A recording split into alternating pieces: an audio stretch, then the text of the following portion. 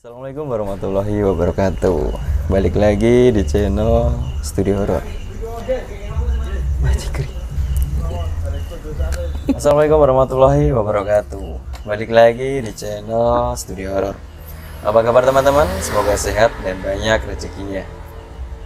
Oke, untuk kesempatan kali ini saya bertemu sama Mas Agil, teman Twitter juga, penulis cerita horor juga, dan di sini katanya mau cerita horor gitu ya, pengalamannya. Sekarang saya udah ketemu sama Mas Agil. Halo Mas. Halo. Akhirnya. Apa kabar Mas? Ya, baik Mas. Kira-kira Mas Agil nih mau cerita apa Mas? Oh iya, sebentar Mas. Kemarin kan Mas Agil sempat bikin tweet horor yang judulnya Dahlia ya Mas ya? Iya. Itu sempat saya baca dan berakhir di part 1 ya. Iya. Itu sebenarnya masih ada lanjutannya. Iya, masih Itu ada. kenapa nggak dilanjut Mas? Gini. Jadi kenapa nggak dilanjut itu karena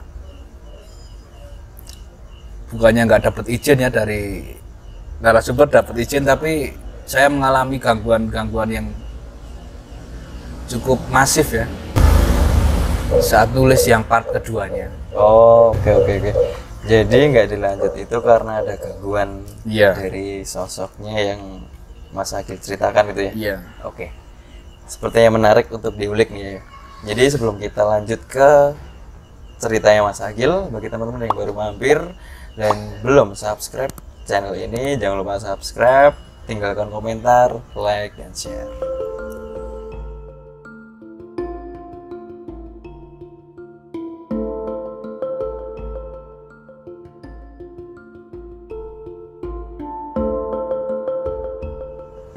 Oke Mas, katanya tadi dapat gangguan ya Mas ya? Iya. Kira-kira gangguannya seperti apa Mas? Bisa diceritakan nggak dari awal sampai terakhir Mas Agil berhenti?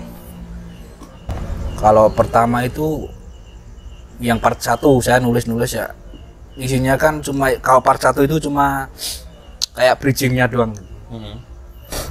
Tapi yang part 2 ini yang puncaknya. Nah, saya pas nulis yang part 2 itu, pertama file tiba-tiba kehapus. Nah, terus kehapus, saya awalnya hilang gitu aja filenya, nggak saya hapus tapi tiba-tiba hilang, nggak kehapus. Awalnya mungkin ada kesalahan di sistemnya mungkin ya, tapi terus saya coba nulis lagi. Iya. Nulis lagi, saya buat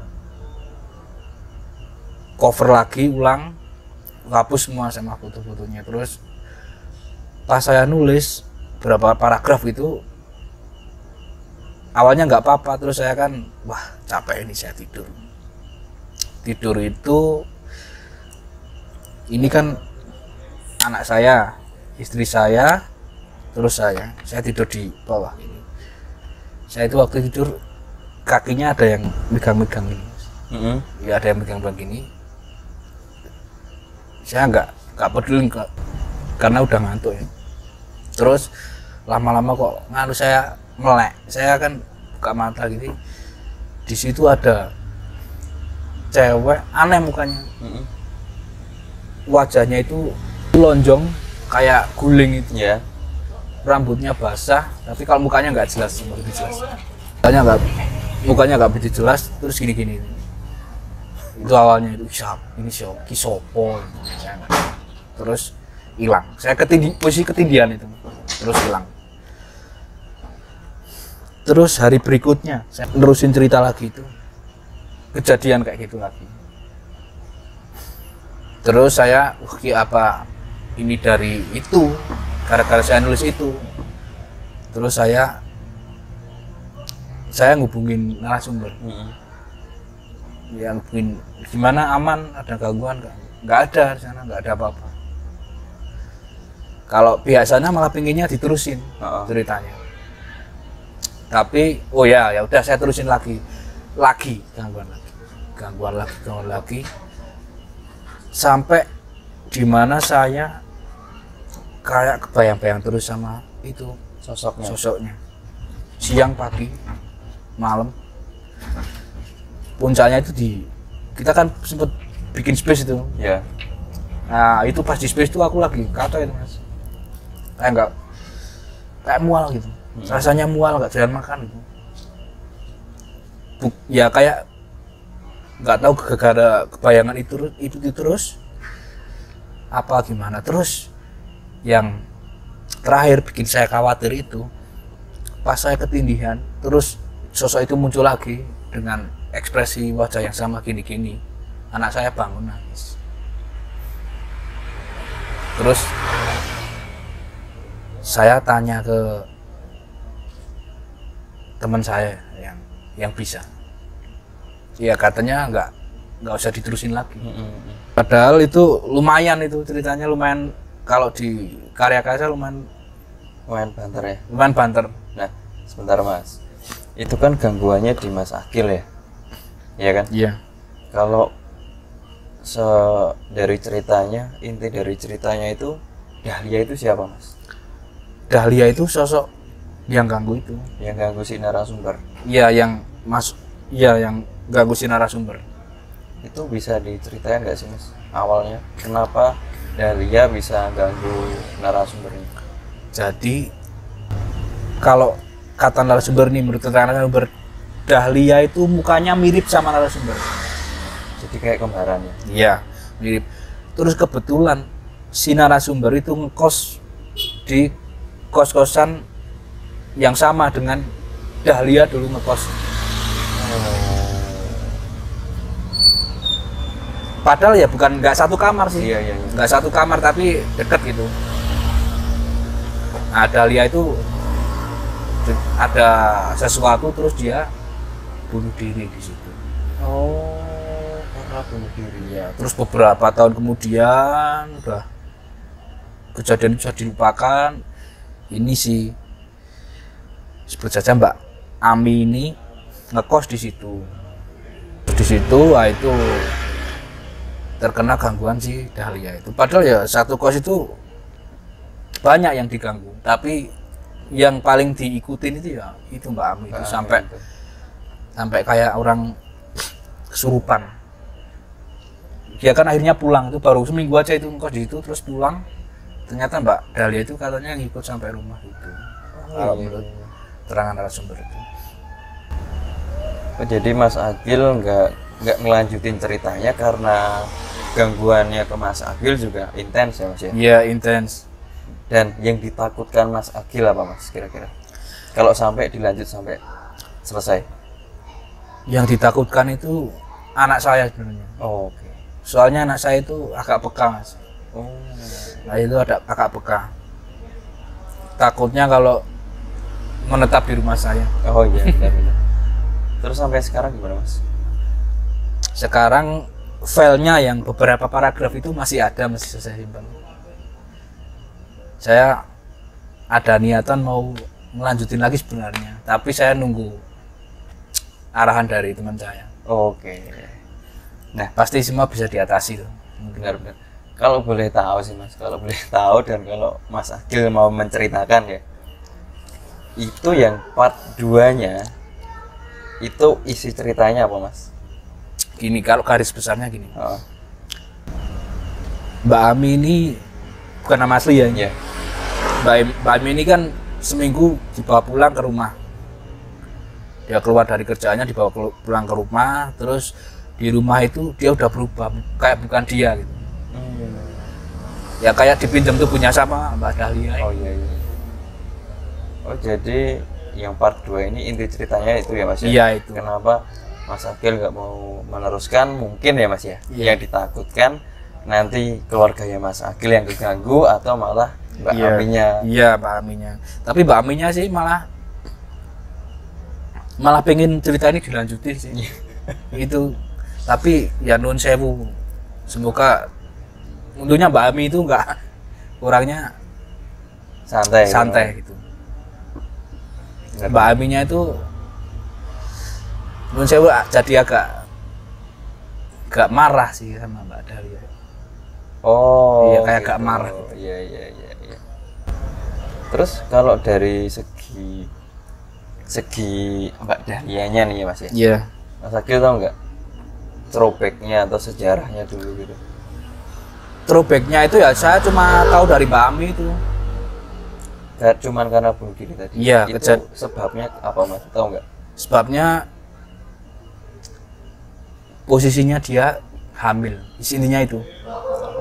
Hamil, lakinya nggak tanggung jawab terus bunuh diri gitu. Mungkin ya Mas ya, arwahnya Mbak Dahlia ini apa nggak terima gitu ya? Iya mungkin. Mau balas dendam mungkin. Iya. Tapi dengan merasuki Mbak Ami itu kan balas dendam kemana gitu. Iya sih. Mungkin loh Mas, merasukin Mbak Ami itu dia mau ngasih tahu dulunya cerita kisahnya dulunya si Mbak Dahlia itu mungkin loh Mas kayak gini gitu loh. Iya, iya. Yang Mbak Aminya itu di kos-kosan itu juga pernah dilihatin anak kecil yang diduga mungkin itu anaknya. Oh. Padahal ya belum sempat lahir Kak waktu dulu anaknya.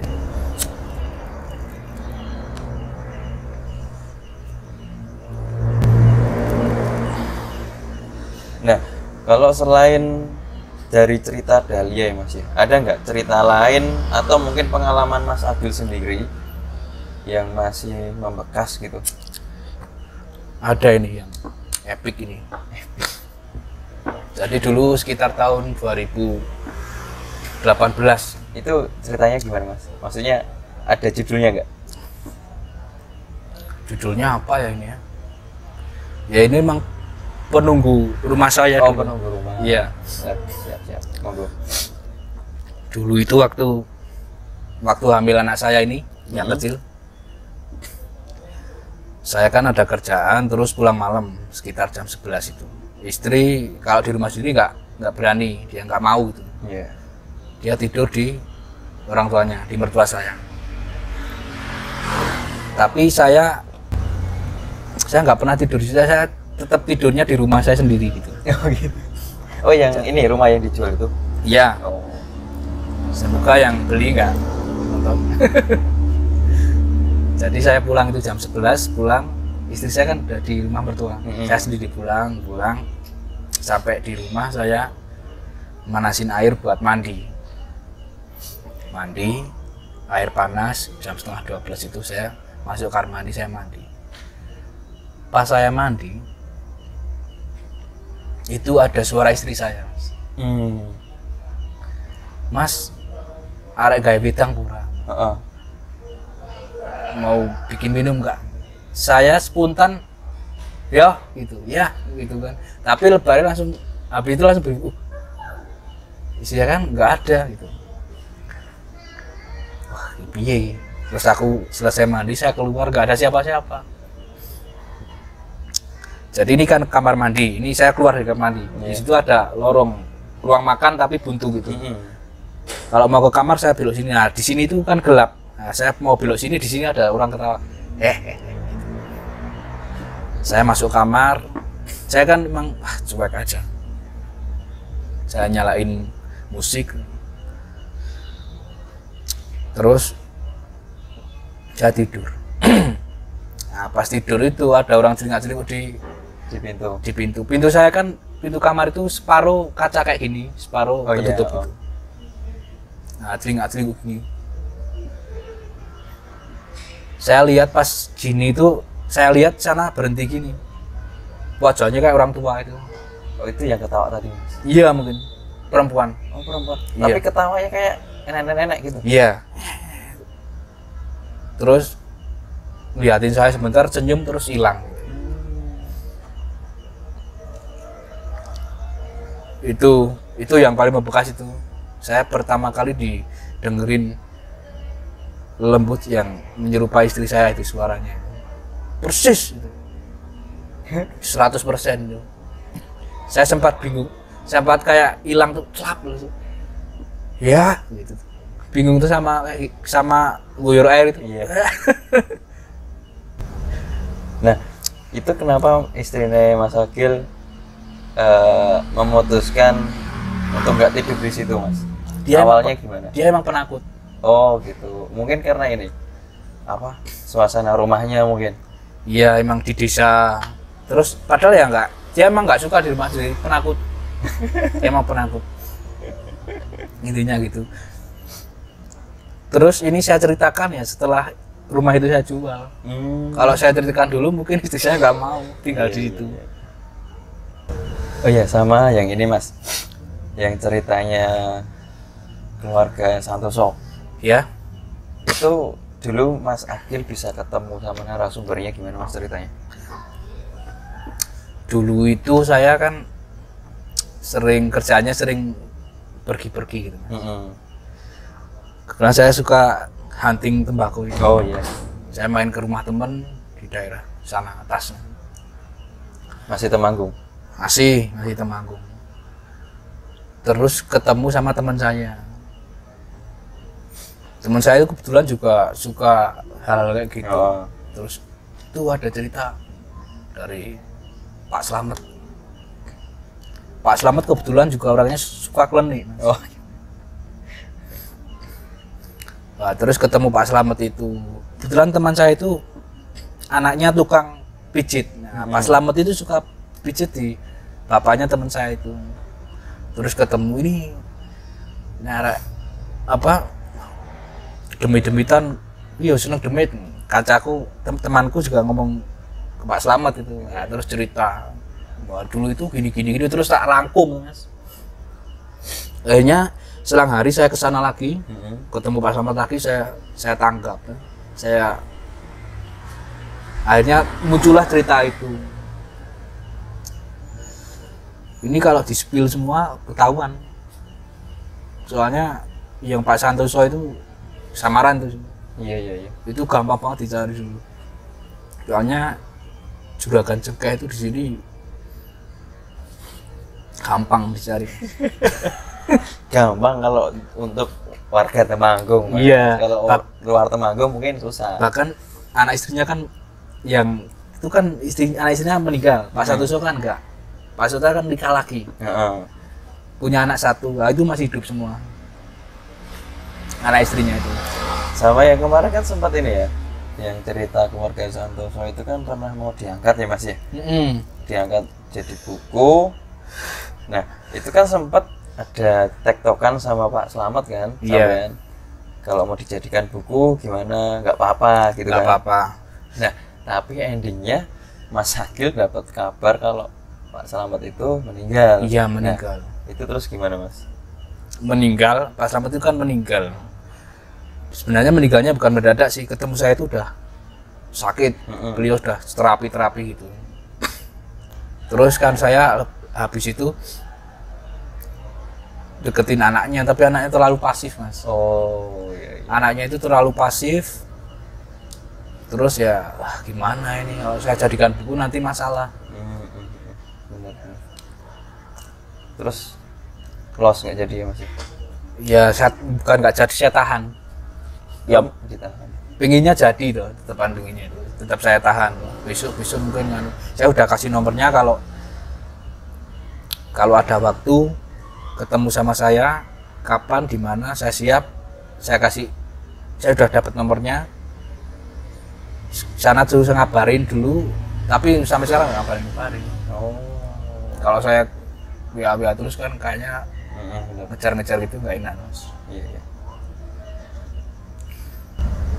Itu ya ada PH apa itu, lupa saya, yang mau nawarin jadiin film itu. Itu nggak jadi juga Mas. Ya nggak jadi, itu PH yang buat film sama yang nawarin buat buku sama itu. Oh sama. Sebenarnya lumayan juga sih Mas kalau misalnya kemarin jadi ya kan. Iya itu. Rezekinya Mas Agil sama narasumber gitu loh. Iya. Formula cerita bisa ramai itu belum ditemukan soalnya. Iya. Benar, Mas. Oke teman-teman, jadi kurang lebihnya seperti itu pengalamannya Mas Agil saat menulis cerita, apalagi yang cerita-cerita kisah nyata ya Mas ya. Iya. Kalau yang diceritakan nggak terima atau malah dianya juga penasaran, ya kemungkinan itu tadi terjadinya ya antara diganggu itu nggak terima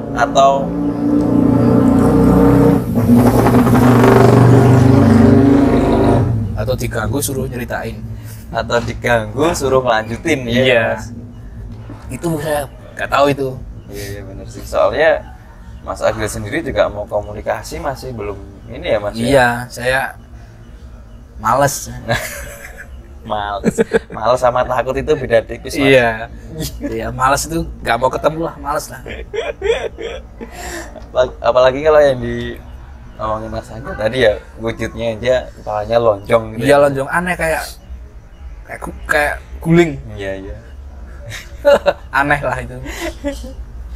Jadi teman-teman, bagi teman-teman yang penasaran dengan cerita-ceritanya Mas Agil, jangan lupa mampir di akun Twitternya Agil R Saputra. Iya. Di situ banyak cerita-cerita horor yang udah dibagiin, dan ada juga yang dibikin di Karya Karsa yang eksklusif ya Mas ya. Iya. Nanti linknya ada di deskripsi. Oke Mas, sepertinya segitu dulu ceritanya, mungkin besok bisa dilanjut lagi ya Mas. Iya. Terima kasih Mas. Bagi teman-teman yang belum subscribe, jangan lupa subscribe, tinggalkan komentar, like, dan share. Sekian dari saya. Wassalamualaikum warahmatullahi wabarakatuh.